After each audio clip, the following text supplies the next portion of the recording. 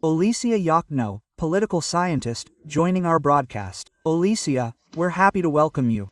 Hello. The same. Alicia.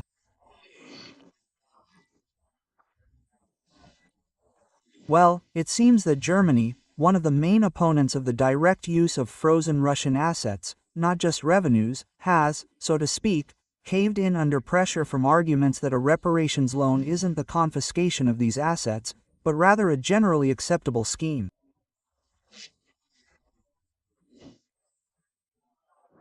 But Macron, well, at least France, yes, remains an opponent, as does Belgium, of course, because the lion's share of these assets is stored there. Can we say that this acceptable scheme, so to speak, will ultimately convince the leadership of these two countries, which are still resisting the use of the so-called reparations loan? I think ultimately, yes, especially since decisions are being made by a majority, not unanimously. That's what was discussed. Another thing is that Belgium and France are important countries because, well, Belgium holds almost 200 billion minus 180 or 190, if I'm not mistaken, out of 300. France is also among the top 5 countries in the world where the largest number of, yes, Russian assets are located. But Belgium is key in this sense because this mechanism, through the Euroclear structure, which is supposed to issue the reparations loan, is located in Belgium.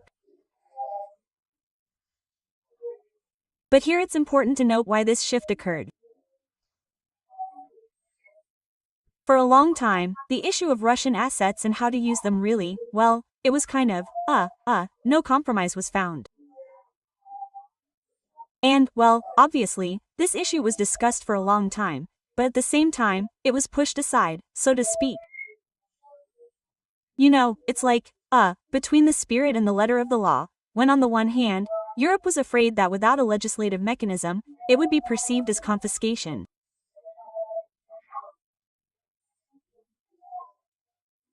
And countries like Belgium, which hold a significant number of assets from various countries, including those from the global south, were and remain somewhat concerned that confiscation or the use of another mechanism could deter assets from other countries, particularly those from the global south.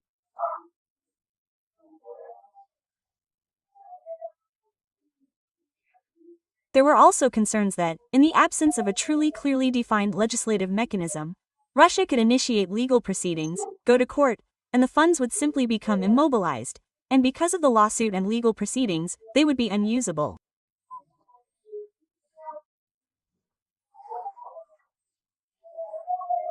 Therefore, in this case, and this is true, but in terms of the spirit of the law, everyone understood that this is indeed a very important moment in terms of Ukraine's need for resources.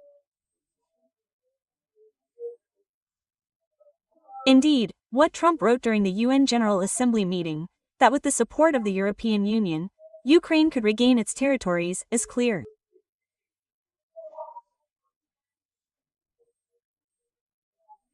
The discussion was about funding, because the European Union isn't a defense bloc, and if Donald Trump mentioned it, then he was probably really talking about the need for funding that would allow Ukraine to be both defensively resilient and economically resilient, and, conversely, to demonstrate and facilitate Russia's greater economic risk-bearing.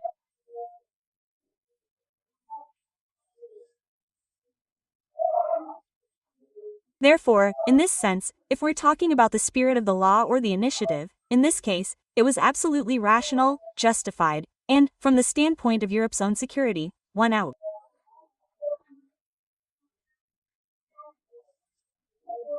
And the fact that a mechanism was found that isn't considered confiscation, but will allow Ukraine to allocate funds now, literally, yes, if we're talking about 2026, the funds that Ukraine needs for defense needs, we know that the figure of 120 billion was mentioned, half of which Ukraine has, and half it doesn't.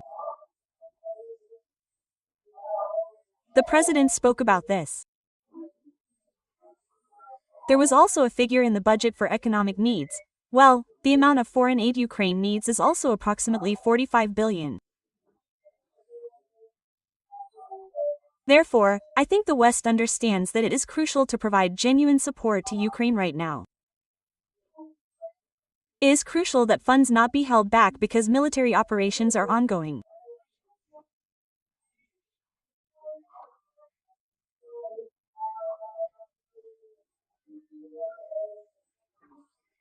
Indeed, if the current emphasis is on inflicting more damage or exerting greater pressure on the Russian economy, while at the same time, as military operations continue, helping Ukraine, then this mechanism, not of confiscation but, let's say, of a loan, and the discussion that the decision may not be unanimous but rather a majority vote, suggests that this is indeed the optimal option, one that key European states can agree to, and that this option is truly realistic, and that this scheme has been long sought as precisely such an acceptable option.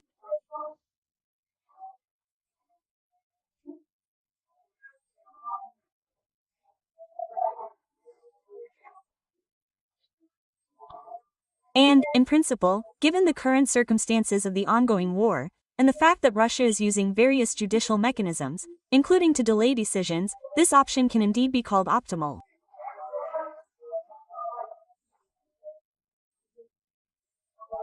And I would hope that those countries on which much depends, in particular Belgium, would ultimately accept this option as optimal and, perhaps, the only possible one under the current circumstances. The only thing that's definitely possible right now is, well, I'm not talking about the immediate future, yes, but it's possible to implement, yes, because we're well aware of the prospect of reparations from the Russian Federation. Well, what we're talking about, Alicia, yes, the advantage is that we'll only have to give back to Ukraine when Russia, yes, pays reparations.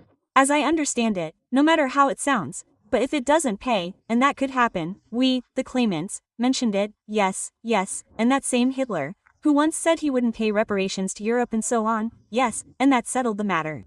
I'm also thinking about the First World War, yes, and there, yes, and so on, the 1938s. Although back then and there they didn't just take money, well, they decided, but also airships, and equipment, and so on, could have been used in the matter. Yes, in the matter of reparations, but as I understand it, this mechanism exists today. Well, they found it, yes. Tell me, can Russia interfere here, no matter how it sounds?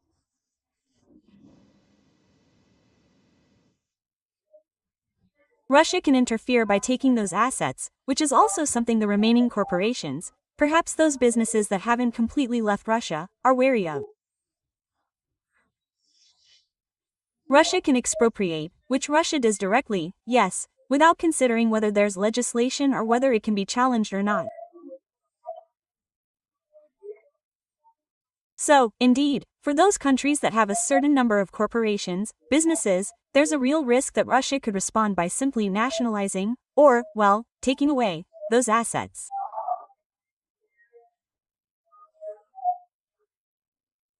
But the main risk is precisely the legal one, yes, as a step to block the initiative, and Russia in this case won't be able to, because it will indeed be allocated as a loan.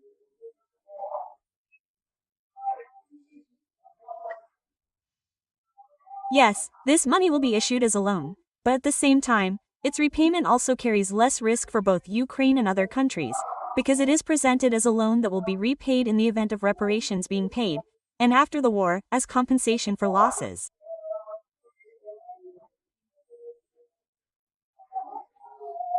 Therefore, in this case, I think the European Union was also looking for an option that would be the least risky for the countries themselves.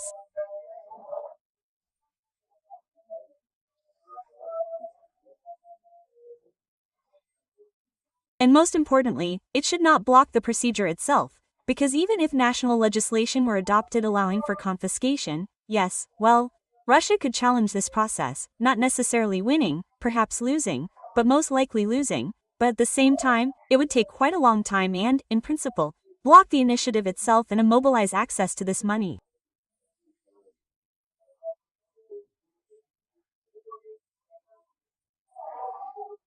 So, well, we were looking for an option that would allow us to do this fairly quickly, firstly, and, secondly, to really, well, take into account the existing risks. I think that some countries will not have unanimous support. That's why approval is initiated by a majority, not unanimity. So that perhaps those countries that, well, feel that there is a certain kind of dependence or risks, they might not support this decision. But at the same time, of course, the key countries are important, where the central bank's Russian assets are located and, the opportunity to use them arises. So, it's important that these countries support. Well, the risk, of course, is that Russia will, use its reputation to say that, look, Europe is not a reliable source for preserving your assets. The fact is that Russia will conduct a propaganda campaign, that's a fact. But indeed, the countries of the global south are taken into account as a risk. I don't know how much and, well, in what volumes is actually used there, for example, in Belgium. But such a risk, yes, a reputational one, was calculated from the very beginning, but that's precisely why the loan process was launched, not reparations. But overall, this will, of course, involve a lot of negative informational propaganda from Russia. That's already obvious. As for the specifics, well, as I said, perhaps they could seize some Western assets, but Russia could have seized them anyway even without this initiative, which is what Russia did with almost the majority of the businesses that remained in Russia, offering conditions that, well, essentially, were simply for a pittance. Yes, this created precedents when they were forced to sell, or, in fact, give away, these businesses under the terms that were formulated. Yes, we know that it's very difficult to negotiate with Russia in this regard. Look, according to preliminary data, the damage inflicted on Ukraine is over $500 billion, preliminary, because the war is still ongoing. And, naturally, this reparations loan doesn't cover this amount. But what should we do in this case? After all, Russia, well, probably won't admit it. Firstly, it doesn't admit that this is a war, so naturally, it will treat reparations the same way. So, what should we do in this case? Won't this reparations loan become a kind of, symbolic precedent that will help us deal with Russia in the future? We have 2 minutes, Alicia, 2 minutes. I apologize. Yes, it seems to me, it's very important that Europe, well, has finally come to a solution, because the war still needs to be won. And, in fact, Europe understands that Ukraine needs this money right now, because it's a question of who will be more resilient, Ukraine or Russia. If Ukraine wins, then this will be another incentive for Russia to stop the war, because it will suffer losses. At the same time, Ukraine will hold out and demonstrate its resilience. Therefore, the war still needs to be won, and we still have to get to that point. And I think it's important that Europe truly understands the need for every possible support for Ukraine, both financial and military, if we're talking about purchasing weapons from the United States.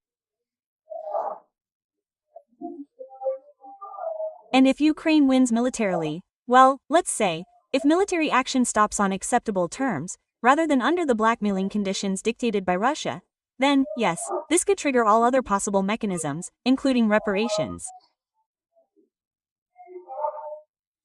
There is, the beginning of, yes, procedures through the courts, to seek compensation. There is a wealth of evidence, of war crimes and the destruction Russia inflicted on Ukraine. But this could simply be a long, slow process, requiring proof. Indeed, it's important for Ukraine to win here and now, including so that Western investment will be available for Ukraine's future recovery, when projects can be developed.